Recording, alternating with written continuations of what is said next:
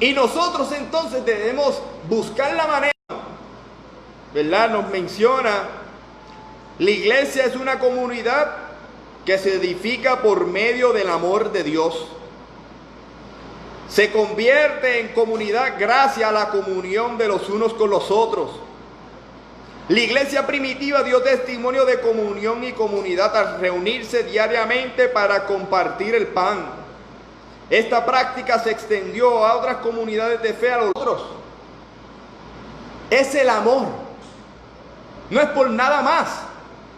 Es porque hemos recibido el amor de Dios.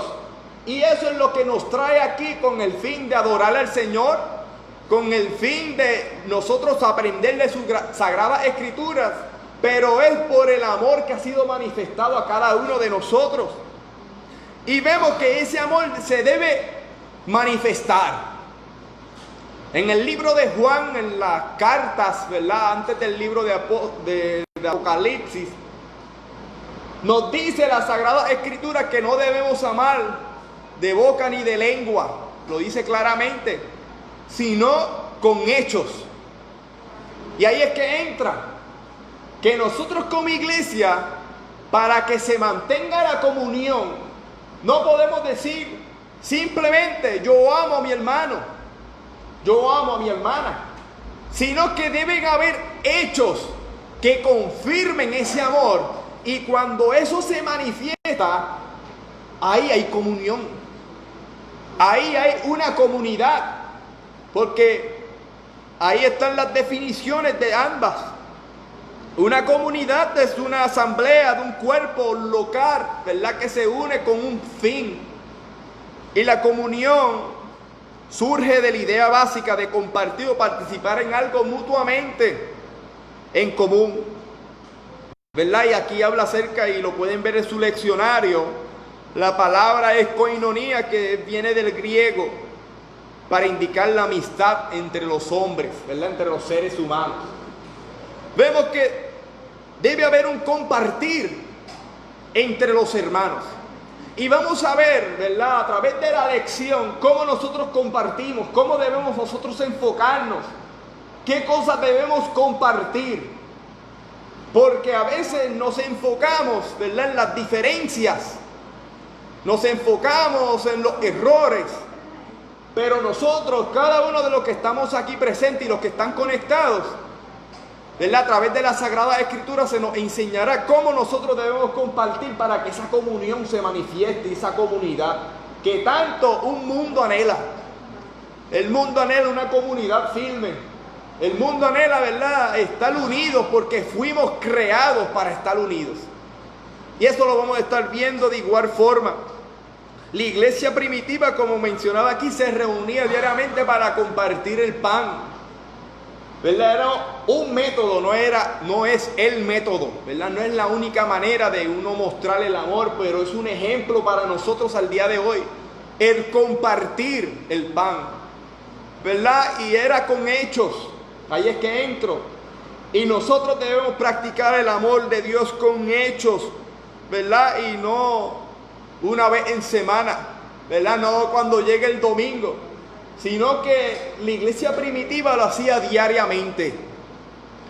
Diariamente como iglesia debemos buscar la manera de amar a las personas que están en nuestro entorno, ¿verdad? Y posteriormente dice la introducción, hoy la iglesia comparte mediante la adoración, la oración, el estudio bíblico, los retiros y otras actividades comunitarias, el amor de Dios. La koinonía marcará e identificará a la iglesia de todos los tiempos. Jesús intercedió al Padre por una iglesia que se mantuviese unida. Gloria a Jesús. Para una iglesia que se mantuviese unida.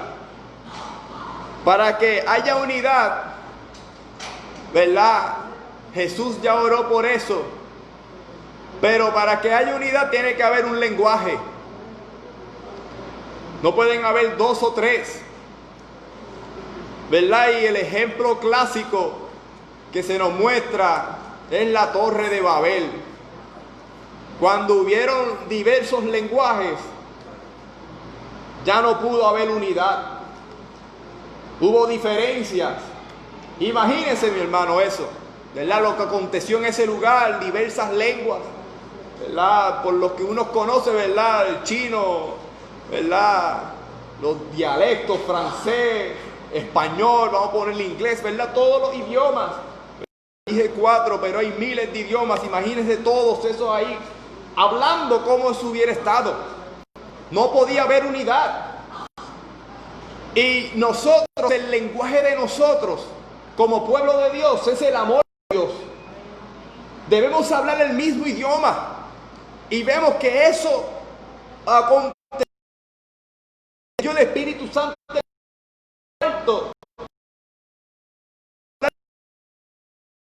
en el torno comprendieron lo que estaban hablando esas personas en su propio idioma, porque confundió las lenguas.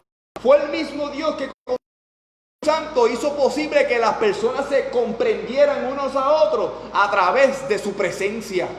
Y es cuando estamos llenos de su presencia que nosotros como iglesia podemos estar unidos. Hay que fomentar la presencia de Dios. Y dice aquí la adoración. La oración, ¿verdad? El estudio bíblico, los retiros.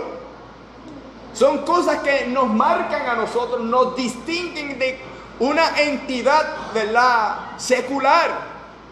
Somos espirituales. Debemos ser espirituales, ¿verdad? No somos un lugar para diversión, a pesar de que uno se goza en el Señor. ¿Cuántos se gozan en el Señor? ¿Verdad? No hay que tener entretenimiento para salir de aquí con gozo, ¿verdad? Porque a veces no hay ni chistes aquí, pero cuando uno sale por ahí, uno sale con una sonrisa, porque es el gozo del Señor. Y no hay chiste, ¿verdad? Y no estamos diciendo de que en ocasiones no se haga chiste, porque hay tiempo para todo. Pero el gozo del Señor es más que suficiente. Y vemos que estas particularidades, como dice en la introducción, ¿verdad?, son cosas que nosotros nos pueden unir. La oración,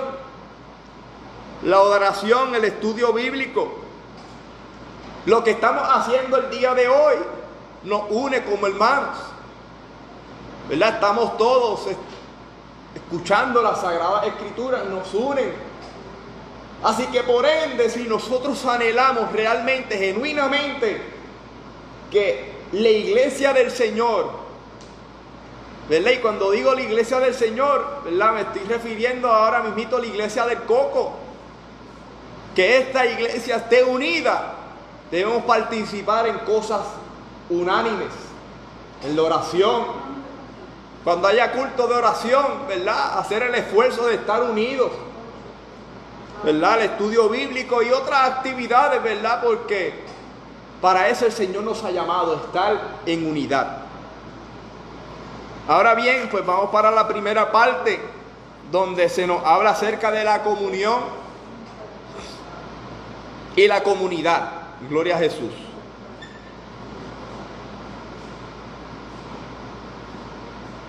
Voy a pedirle a nuestro hermano Orlando que lea hasta donde dice Cristo, gloria a Jesús, con voz de trompeta.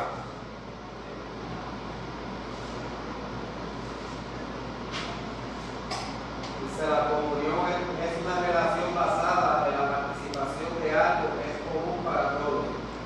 Es en la comunidad de grupos humanos donde se manifiestan las relaciones de comunión. Siempre que hay relaciones de comunión, hay comunidad. La espiritualidad cristiana ocurre por ser una relación de comunión. El Espíritu de Dios une lo común y relaciona al creyente por medio de la fe, reconociendo a Cristo como Señor y al prójimo como nuestro hermano. El pentecostalismo clásico ha sostenido que la comunión es con Dios, exclusivamente con Él. Sin embargo, no puede haber verdadera comunión con Dios sin comunidad, es decir, sin estar en comunión unos con otros. La iglesia es una comunidad que ha experimentado el perdón de sus pecados, unida a Cristo por los méritos del Salvador. De modo que estar en Cristo es la razón fundamental de ser de la iglesia. La comunidad existe la comunidad no existe en sí misma, sino solamente por la comunión con Cristo.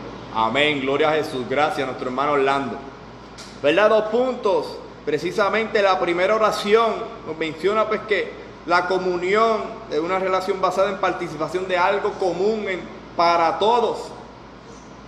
Lo que se hablaba en la introducción, ¿verdad? Para que haya una comunión, tienen que estar todos en participación comúnmente.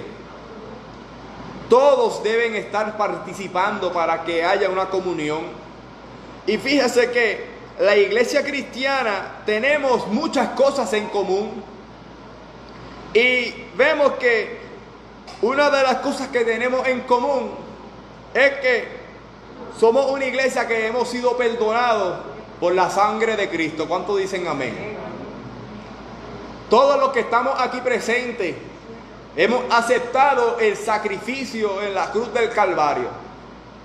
Lo hemos aceptado porque reconocimos en algún momento dado en nuestra vida de que sin Jesús no hay salvación. Reconocimos de que hay un Dios soberano. Reconocimos que sin Él nada podemos hacer. Eso nos da a entender entonces que si estamos aquí es porque todos, ¿verdad? Somos hijos de Dios y hijas de Dios. Que aquí no hay nadie que sea mayor que uno al otro. Que todos delante de la presencia del Señor somos uno. ¿Verdad? En el contexto eclesiástico, ¿verdad? Pueden haber posiciones jerárquicas, ¿verdad? Para establecer el orden, ¿verdad? Y funcionamiento de la iglesia. Pero todos somos seres humanos delante del Señor. Y vemos que al comprender esto en su cabalidad debe llevarnos a tener un espíritu de humildad. De que si estamos aquí presentes no es porque seamos mejor que el que está a mi lado, sino que si estamos aquí presentes es porque hemos reconocido que sin Dios somos nadie.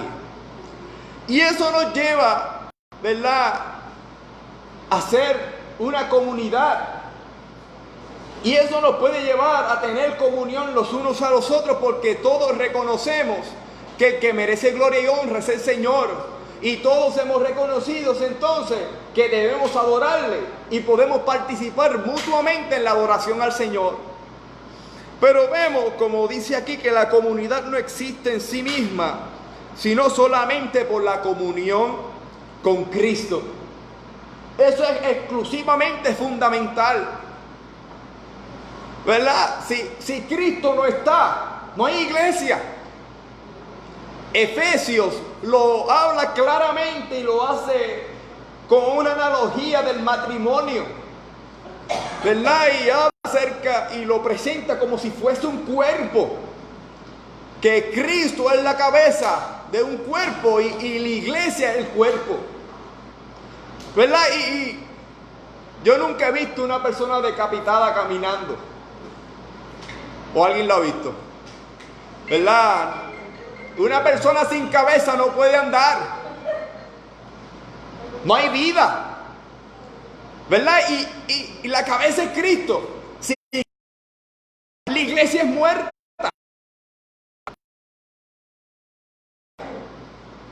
se convierte en un lugar de reunión, pero no un lugar para honrar al Señor, porque hay una relación que no se puede separar de Cristo con la iglesia. Y cuando todos estamos enfocados exclusivamente en Cristo, cuando todos tenemos la mirada puesta en Cristo, exclusivamente en el Señor y Salvador de nuestras almas, debería levantar sus manos y adorarle, ¿verdad? Porque no adoro al Señor, ¿verdad? Por competencia de gritar más duro que el que grita a mi lado, ¿verdad? No adoro al Señor por motivos externos, a lo mejor de los que están en mi entorno, sino que yo llego a este lugar de adoración exclusivamente por la cabeza que es Cristo, ¿verdad? Y vemos que nos menciona aquí posteriormente ¿verdad? Lo que nuestro hermano leyó, nuestro hermano Orlando. Una de las verdades fundamentales del cristianismo es aceptar la aceptación de un Dios trino. al saber que existe como Trinidad 3 personas, ¿verdad? En la próxima parte habla más a profundidad acerca de la Trinidad del Señor. Pero esta enseñanza es clave, ¿verdad? Que nosotros reconozcamos y aceptemos, ¿verdad? Que la Trinidad del Señor. De igual forma, hoy lo leí, se me escapó la nota y no lo voy a buscar, ¿verdad? Pero en las cartas de Juan de igual forma, mira, abrió ahí, gloria a Jesús, ¿verdad? Dice en primera de Juan 5:7, porque 3 son los que dan testimonio en el cielo, el Padre, el Verbo y el Espíritu Santo, y estos 3 son uno. ¿Verdad? Las Sagradas Escrituras nos los testifican, pero eso no está ahí por pleno hecho de estarlo, ¿verdad? Sino que desde el comienzo de la creación, que en la próxima parte vamos a estar hablando de la creación, vemos que Dios, ¿verdad? En sus 3 personas, ya había una comunidad y había comunión entre ellos, para mostrarnos a nosotros, ¿verdad? Que aunque seamos, ¿verdad?, diferentes no en esencia, sino en, ¿cómo le explico? ¿Verdad? Aunque el Padre tiene una función, el Hijo una función, el Espíritu Santo una función, ¿verdad? Son una comunidad, son uno. Y la iglesia de igual forma trabaja de la misma manera, que aunque no todos aquí tengamos la, ¿verdad? Pero no porque no tengamos la misma función dejamos de ser un cuerpo, no dejamos de ser una comunidad, ¿verdad? Y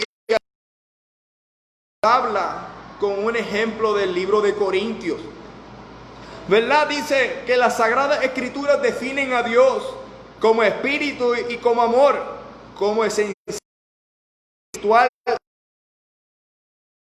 Esto explica la esencia misma de la iglesia, una comunidad de seres espirituales cuya norma ética de vida en común es ser amor, ¿verdad?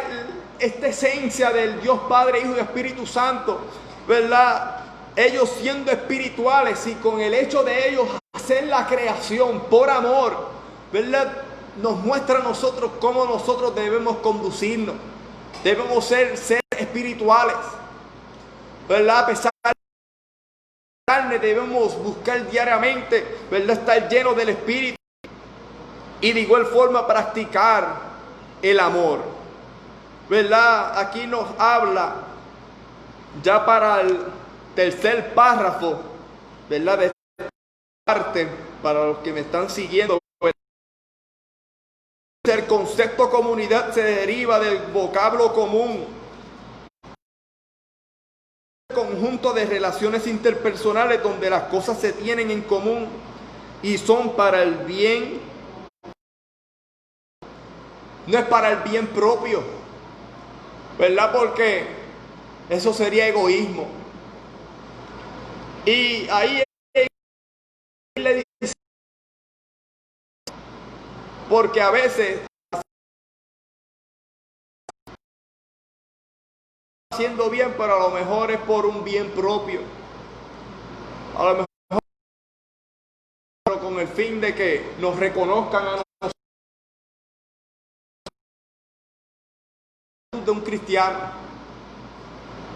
que cuando hagamos algo por amor, aunque nadie lo reconozca, ¿verdad?, creamos que Dios nos está viendo, que Dios nos va a recompensar por las obras que hagamos. Hacer las cosas por el bien mío, sino debe ser por el bien común de ambos, de los que están. Estoy más lejos, yo creo, ¿verdad? Pero es mi idea, ¿verdad? Ahora en el hecho de comunidad, ¿verdad? Y para mi idea, todo el mundo goza de lo mismo, ¿verdad? Y yo pensaba, ¿verdad?, cuando yo leí esto, vino a mi hogar, ¿verdad? Vivo en los, ¿verdad? Y está la donde se nos habla acerca del cuerpo, donde el cuerpo, ¿verdad?, el cuerpo per se, tiene distintos miembros, pero no porque mi pie no es mano, deja de ser parte del cuerpo, ¿verdad? Todos tienen una función sumamente importante, ¿verdad? Y nosotros como cuerpo, ¿verdad? Y como iglesia, cada uno de nosotros tenemos una función sumamente importante, ¿verdad? Y nosotros debemos, ¿verdad? ¿Cómo podemos aportar al reino de Dios? Porque eso es una de las cosas que nos hacen común, que todos estamos llamados para servir. Unos de alguna manera, otros de otra. Pero yo no puedo tener celos ni envidia de la mano en una misma dirección. Amén. Nuestro hermano Abdiel dice, ¿verdad? Común, todo el mundo está bajo la misma dirección y suplir la necesidad, ¿verdad? De lo que está ocurriendo. Y para aportar Amén, amén. un detalle, pero no es un detalle, es algo muy Amén. es que cuando los hechos, la última parte del capítulo número 2, que se añadía a cada uno que había reflexionado, ¿verdad? Y que compartía y que se refleja esa unidad y esa comunión. Hay algo que hace esa obra de comunión. ¿Verdad? Cuando nosotros anhelamos, tenemos, ¿verdad? Ese deseo, yo quiero vivir en comunidad, yo quiero tener las cosas en común, yo quiero pensar, ¿verdad? Quiero unirme, quiero vivir en esa unidad. Le pedimos al Espíritu Santo tomar todo el control, ¿verdad? Inunda nuestra vida, inunda nuestro ser, de tal manera que yo me pueda sentir, ¿verdad? En esa comunidad de amor, que pueda sentir la... Los adolescentes también pueden caer en una depresión por el hecho del ambiente que están viviendo, que no lo comprenden, no lo entienden, lo sacaste de su, ¿verdad? Y también puede surgir. Y es ahí donde nosotros tenemos que detenernos y decir al Espíritu Santo que intervenga en nuestra vida, a Dios que intervenga, a nuestro Padre que también intervenga, y a su Hijo Jesucristo que también intervenga, que toda la Trinidad intervenga para que nosotros podamos. Esta parte pues nos habla acerca, ¿verdad? El ejemplo de los primeros 3 capítulos del libro de Génesis, donde se nos presenta, ¿verdad?, la creación y cuál era el fin de la creación per se. Y parte de lo que se estaba hablando en la parte anterior acerca de la Trinidad se menciona aquí, ¿verdad? Y comenzando, dice, el orden de la creación nos muestra una perfecta relación de armonía, unidad y propósito. Más abajo, ¿verdad?, nos menciona, Dios crea todo para relacionarse con su creación. Más allá de cualquier relación, se trata de una relación de amor. Dios reveló en la creación su esencia misma de amor y comunidad. Fíjense que en los primeros 3 capítulos, los primeros 3 capítulos de Génesis, ¿verdad?, valga la redundancia, los primeros 3 capítulos de la Biblia, cuando Dios hace la creación, ¿verdad?, Él hace la creación para que se pudiesen relacionar con Él. Era el propósito de la creación, ¿verdad?, que todo lo que Él creó pudiera tener una relación con Él, ¿verdad? Vemos que Él lo anheló tanto, ¿verdad?, por decirlo de esa manera, que al ser humano, ¿verdad?, pecar, desobedecer al Señor, vemos que Él envía a su Hijo Jesucristo con la intención de que el ser humano pudiera restablecer la comunión con Él. Vemos, no sé si nos damos cuenta, qué tan importante para Dios es la comunión. Para Dios es sumamente importante, a tal grado que envía a su Hijo a morir por nuestros pecados, para que pudiéramos tener una relación unos con los otros. Vemos que precisamente ese era el propósito de la creación, ¿verdad? Dice el segundo párrafo de esta parte, el plan de la creación cambió la luz por tinieblas, o las tinieblas por luz, me corrijo. el caos por orden, el vacío por la vida. Este fue el proyecto de la vida, siendo que la tierra fuese donde existió una comunidad hecha a la imagen de Dios. La creación de la vida fue la esencia del plan cósmico de Dios. Sin embargo, esa vida no fue una existencia aislada de la creación, sino una comunión con Dios. En la creación Dios revela cómo ha de reunir todas las cosas creadas en perfecta armonía. Todo lo creado en comunión y sujeción a Dios, al Creador. Y aquí en esta parte yo me quiero detener. El ser humano es creado a imagen y semejanza de Dios. Es persona distinta de las demás cosas creadas, por lo cual tiene personalidad, siendo capaz de pensar y decidir. Es espiritual como su hacedor. Dios crea al hombre y a la mujer para vivir en comunión y comunidad con todo lo demás creado. Vemos que desde el comienzo, ¿verdad? Como le he dicho ya anteriormente, el plan de Dios es la comunidad y la comunión con Él. El propósito de Adán y Eva, ¿verdad?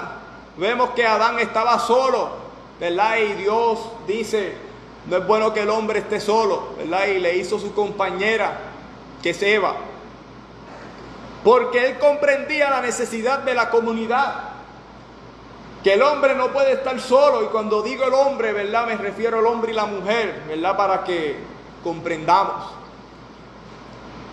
La comunidad es esencial y Él los manda a multiplicarse, que se procreen, ¿verdad? Que hayan seres humanos iguales a ellos, que formen familias, ¿verdad? El plan divino de Dios es que hubieran comunidades, ¿verdad? Y partiendo de esta premisa, a pesar de que, ¿verdad?, se ha hablado anteriormente, por eso es que los movimientos actuales ¿verdad?, de estas generaciones, ¿verdad?, de hombre con hombre y mujer con mujer, no va con el plan de Dios creado, porque no hay, ¿verdad?, ya partiendo de eso, no hay oportunidad de una procreación, de establecer comunidades, ¿verdad? A pesar de que lo han querido hacer a la fuerza, ¿verdad?, por distintos medios, utilizando ciencia y todo, pero de manera natural y del orden de Dios no es posible. Pues por ende, ya partiendo de eso, de lo que Dios anhelaba del ser humano, de que vivieran en comunidad y que se multiplicasen, ya no hay manera de hacerlo a través de, ¿verdad?, de estos movimientos que se está viviendo actualmente a nivel mundial. Vemos que Dios crea al hombre a imagen y semejanza, con la oportunidad de pensar y decidir, ¿verdad? No es como el animal, ¿verdad?, que vive más por reacciones, ¿verdad? Y ya tiene, ¿verdad?, en su ser, ¿verdad?, cómo actuar en su hábitat, ¿verdad?, en su lugar de donde debe estar viviendo, ¿verdad? Ya todos actúan de una manera similar, ¿verdad? Todos los águilas hacen lo mismo, todos los gallos hacen lo mismo, todos, ¿verdad? No tienen esa capacidad de pensar y decidir, hacer cosas como el ser humano. Y nosotros, Dios nos dio esa libertad, ¿verdad?, ese libre albedrío para nosotros decidir si nosotros queremos tener comunión con Dios o no. Dios nos dio eso. Y debemos nosotros salir de este lugar decidiendo que queremos continuar teniendo esa comunión con Dios. Debemos buscarlo. Vemos que el último párrafo de esta parte nos menciona que el éxito del plan divino obedeció a la armonía, unidad y perfección en total dependencia de Dios. El ser humano fue el ser creado más elevado de la creación, siendo creado imagen y semejanza de Dios. El ser humano se convirtió en un socio de Dios en la empresa de creación, es decir, un co-creador. El ser humano vino a existir en un mundo de relaciones. Más que crear de la nada, el ser humano crea a partir de lo creado. Viene a construir relaciones que fuesen más productivas. Vemos que el ser humano, ¿verdad?, no crea de la nada, como dice aquí, sino que utiliza ya de lo que está creado para sí, ¿verdad?, ingeniar ideas, pero ya todo fue creado por Dios. simplemente que de la inteligencia que Dios le da al ser humano, las facultades de sabiduría. El ser humano hace cosas, ¿verdad? Hace maravillas, ¿verdad? Con las cosas de este mundo, pero es partiendo de lo que ya está creado de Dios. Pero nosotros debemos buscar crear relaciones, construir relaciones, fomentar comunidad. Eso no sale de la nada. Yo no soy amigo de él si por verla. Yo no soy amigo de él si por decirle, ay, mire, ella es mi hermana en Cristo. Eso hay que construirlo. Yo no soy amigo de Giovanna por decir, mira, ella aceptó al Señor en la placita, así que ella es mi amiga. ¿Verdad? Eso hay que buscar la manera de construirlo. ¿Verdad? En todas las relaciones, tanto matrimonial, ¿verdad? Con sus hermanos, todas las relaciones, no por el hecho de casarme, ya soy buen esposo. Hay que construirlo, ¿verdad? Y el hermano y Abdiel, eso hay que construirlo. Gloria a Dios. Eso no nace, eso hay que construirlo, hay que pedirle al Señor, ¿verdad? Que construya, ¿verdad? Y que nos dé la sabiduría para construir relaciones, ¿verdad? A la par. Alabado sea el nombre del Señor. Que él mismo, en la creación, él mismo lo enseñó desde el principio, porque la Biblia establece que después que él hizo todo, ¿verdad?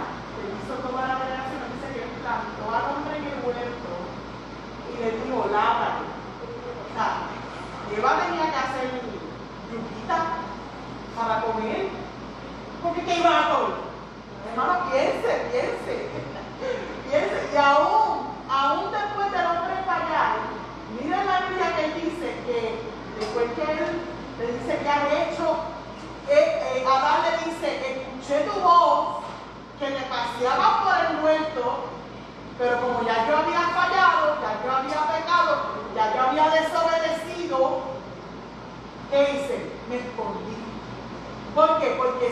Porque ya había una relación, ya el hombre conocía a su creador, porque Dios se manifestó como el creador, pero no era alguien tú allá y yo acá, no. O sea, hubo una relación. Inclusive, aún después de pecar, la Biblia esta vez dice que Él lo saca del huerto, porque Dios dice, mire esto, léalo, Dios dice, porque es que a veces hemos leído más que lo de la creación, pero no hemos leído lo otro. Dios dice, yo lo voy a sacar del huerto, que no vaya a ser que coma del árbol, ¿verdad? De la vida, y entonces se haga como nosotros. Y dice que lo saca del huerto, pero que cuando lo saca del huerto, le hizo bien, Dios le hizo, él dice, le hizo pieles para que yo qué, para que mire si no hay una relación y una comunión entre qué. Entre ese momento, entre el hombre, o sea, entre Dios y el hombre. O sea, Dios lo pudo haber arrojado a los guapas y no proveerle nada. Porque él había ¿qué? Él había desobedecido, ¿verdad? Él había fallado. Pero fue un ejemplo de ¿qué? De esa comunión, de esa relación, de esa comunidad. O sea, yo te hice, ¿verdad? Que te voy a plantar en el huerto, tú lo vas a labrar y ahí tú vas a comer, ¿verdad? Y tiene que haber una interacción, tiene que haber, ¿verdad? Eva tuvo que haber dicho, ay, pero mira esta papaya, qué linda, va a ser un juguito de papaya. Tuvo que haber habido ese tipo de, ¿me entiendes? Ese tipo, y es lo que nos enseña, ¿me entiendes? De ahí es que nosotros entendemos que realmente, ¿verdad? Nosotros también podemos ser una comunidad, porque sale de la misma fuente que fue Dios, fue el creador. Amén, gloria a Jesús. Nos gozamos, ¿verdad? Con esa añadidura que nuestra pastora trae en esta noche. Gloria a Dios, ¿verdad? Nos gozamos, ¿verdad? De la relación de Dios con el hombre. Y antes de así pasar a la 2A, ¿verdad? Y ya lo había dicho anteriormente, pero lo leo, ¿verdad? En el último párrafo dice que aunque se perdió la imagen divina a causa del pecado, la restauración de esa relación por medio de Cristo puede volver a relacionarse con Dios y con su hermano, ¿verdad? Que nosotros, ¿verdad? El ser seres, ¿verdad? Por naturaleza pecadora, ¿verdad? Tenemos la tendencia ¿verdad? Si no somos guiados por el Espíritu Santo de ser egoístas, ¿verdad? Tener odio, ser mal hablado, ¿verdad? Y un sinnúmero de cosas. Y esas cosas no pueden fomentar una relación, ¿verdad? Cuando hay egoísmo, hay odio, ¿verdad? No puede haber esa relación, ¿verdad? Entre los hermanos, unos a los otros. Por ende necesitamos todos, ¿verdad? El perdón de pecados y pedirle al Espíritu Santo que nos guíe, ¿verdad? Para que nosotros podamos relacionarnos tal como el Señor desea de cada uno de nosotros. Amén. Vamos así para la 2A, donde nos habla, ¿verdad? El tema Jesús el constructor de la comunidad. Y él aquí nos está hablando la primera parte acerca del templo, ¿verdad? Y dice la 1A, el templo como signo de deshumanización, ¿verdad? Y lo voy a hablar de manera resumida. ¿Verdad? El templo fue la sustitución del tabernáculo, ¿verdad? Dios mandó hacer el tabernáculo en el libro de Éxodo, le dio la instrucción a Moisés. Y pasaron muchos años, ¿verdad? No tengo los años a mano, pero pasaron muchos años, y no es relevante la cantidad de años, hasta que le vino en el corazón a David de que quería construirle un templo a Dios.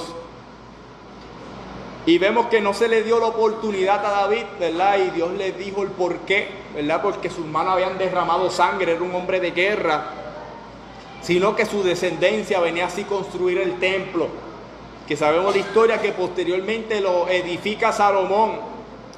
Pero el plan fundamental del tabernáculo era el lugar de reunión, donde las personas traían su sacrificio, ¿verdad? Traían su animal para ser sacrificado, ¿verdad? Para así restituir su pecado, ¿verdad? Mataban, derramaban sangre, mataban el animal, derramaban la sangre en restitución del ser humano, ¿verdad? De la persona misma. El lugar de ese animal, ¿verdad? Se ponía. Y vemos que ese era el lugar de reunión del pueblo. Pero esto al pasar de los años cambió. El tabernáculo era el lugar donde las personas debían ir, ¿verdad? Para acercarse a la presencia del Señor. Y ellos construyen posteriormente el templo. Pero este templo cambió el rol fundamental para el cual fue creado.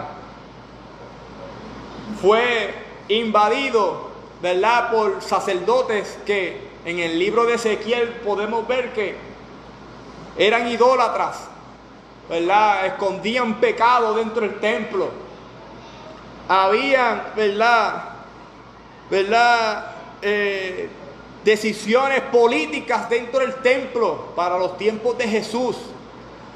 Vemos que utilizaban el templo como un lugar como turístico, ¿verdad? Lo utilizaban para vender, para generar economía, ya que cuando llegaba el tiempo de la Pascua venían los judíos alrededor de todos los lugares con el fin de adorar al Señor. Y al ellos saber de que venían tantas personas, ¿verdad? Comenzaron a ser mercaderes dentro de los templos, ¿verdad? En los templos se tomaban decisiones que no eran de agrado al Señor, y una de ellas, ¿verdad? Fue, ¿verdad? Cuando decidieron, ¿verdad? Los sacerdotes, sumos sacerdotes, decidieron darle muerte a Jesús. Vemos que el templo cambió el rol. El templo se supone que fuese el lugar de adoración, pero posteriormente Jesús dice que se convirtió en cueva de ladrones. Vemos, ¿por qué trae esto a relación, ¿verdad? Con la comunidad? Nos preguntamos, ¿verdad? Porque tomamos el templo para nosotros reunirnos. Y actualmente es el templo, ¿verdad? Para reunirnos, adorar al Señor. Pero sobre el templo, ¿verdad? Está aquel que dijo que venía a derribar el templo y lo venía a reconstruir en 3 días. Y ese es Jesucristo de Nazaret. ¿Verdad? Que cuando muere y resucita, debe ser el motivo de nosotros adorar a Dios. No debe ser exclusivamente el templo. como lo tenían ellos.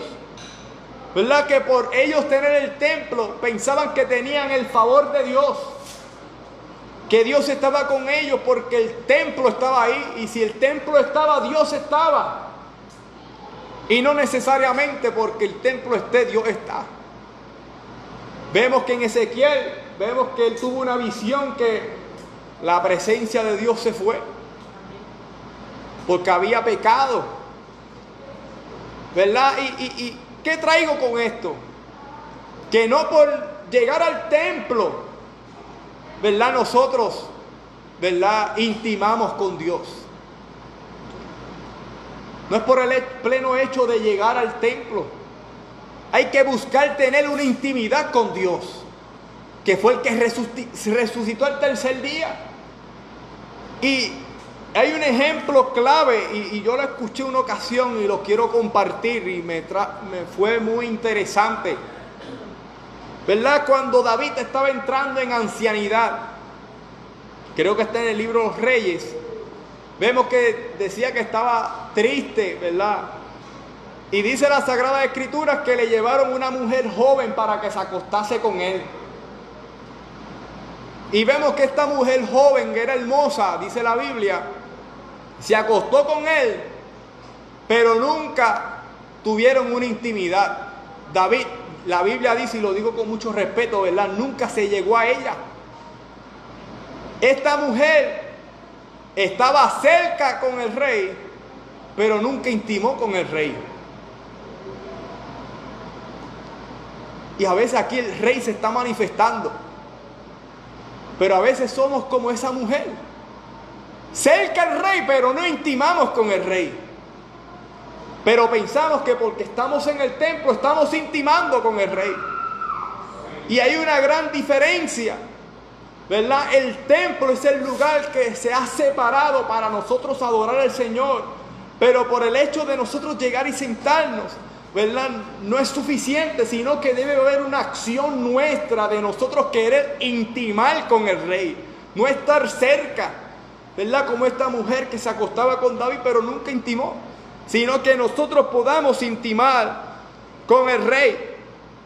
Y vemos que, como dice esta parte, aquí habla acerca de la resurrección, que debe ser el motivo de nosotros estar en comunidad y estar en comunión los unos con los otros. En nosotros creer que Jesucristo resucitó de entre los muertos, de que su cuerpo fue transformado, y nosotros tener esa misma esperanza de que en algún día, tal como Jesús resucitó y fue transformado, nosotros también seremos transformados en un cuerpo glorificado, como dice en el libro de Corintios. Esa debe ser el motivo de nosotros reunirnos en el templo, de buscar al Señor.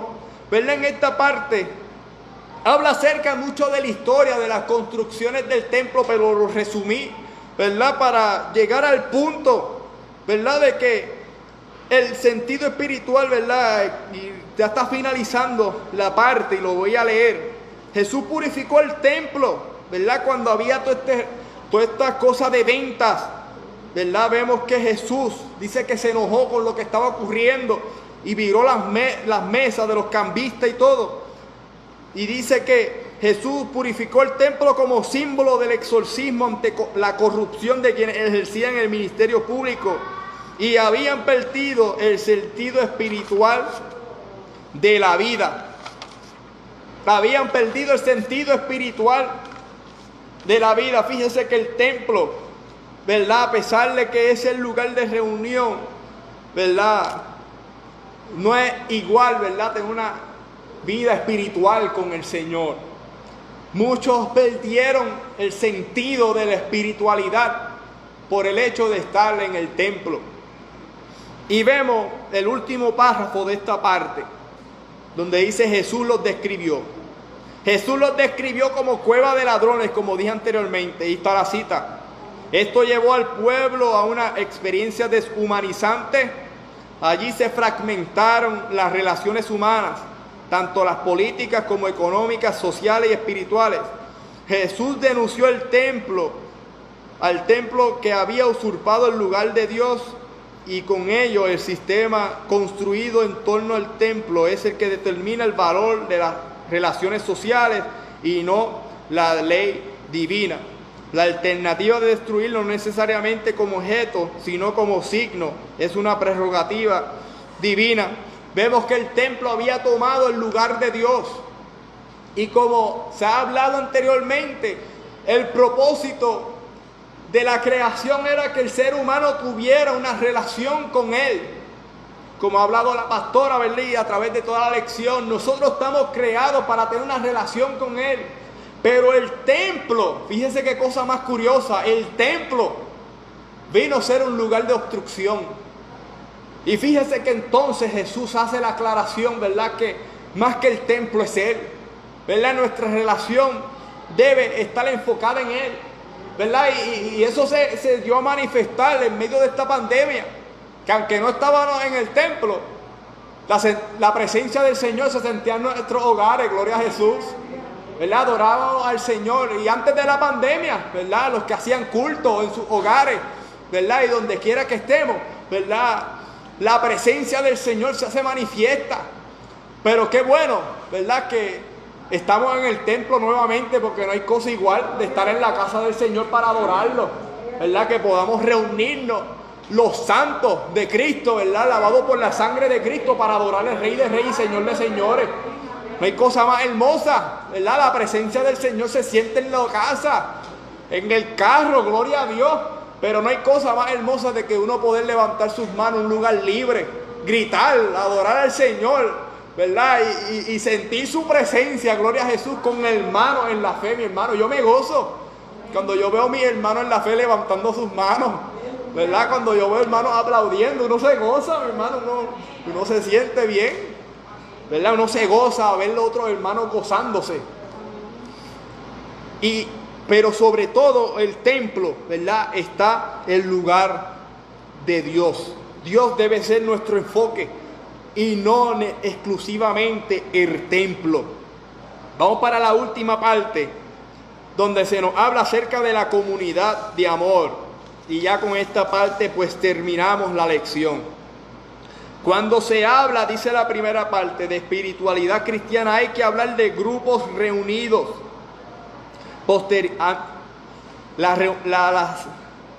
La oración antes de culminar el párrafo, donde comienza la espiritualidad, dice: la espiritualidad cristiana implica una nueva manera de relacionarnos en amor. Para Jesús es lo que distingue de cualquier otra comunidad humana. Como se ha hablado desde el comienzo, ¿verdad? Como que se ha repetido, pero es porque hay un propósito, que salgamos sabiendo de este lugar que lo que nos distingue de cualquier otra organización es la espiritualidad, y que se muestra a través del amor. La comunidad de fe es un compañerismo, dice más abajo del segundo párrafo. La comunidad de fe es un compañerismo de amor cuyo fin es ser uno, como el Hijo y el Padre son uno por el amor. Ese amor llegó a nosotros como gracia, de modo que podamos recibir a otros como Dios nos recibió por medio de Cristo. Ese amor lo recibimos por gracia para que nosotros podamos recibir a otros como Cristo nos recibió a nosotros. Debe ser nuestro enfoque, debe ser nuestra oración diaria, ¿verdad? Porque a veces lo sabemos, pero no oramos por eso. Y hay que orarlo, hermano. Cuando uno tenga a lo mejor una diferencia dentro del cuerpo de Cristo, hay que orarlo. No hablarlo con otro. Porque el hablarlo con otro, a menos que sea para buscar una dirección de una persona que sea más madura en uno en Cristo, ya cuando esa persona vaya a ver a ese hermano, ya viene con un prejuicio. Wow, esta persona me dijo esto de este, ya lo estoy viendo, ¿verdad? Y comienza a haber prejuicio dentro de nuestros corazones al mirar al hermano que fueron creados a imagen y semejanza de Dios.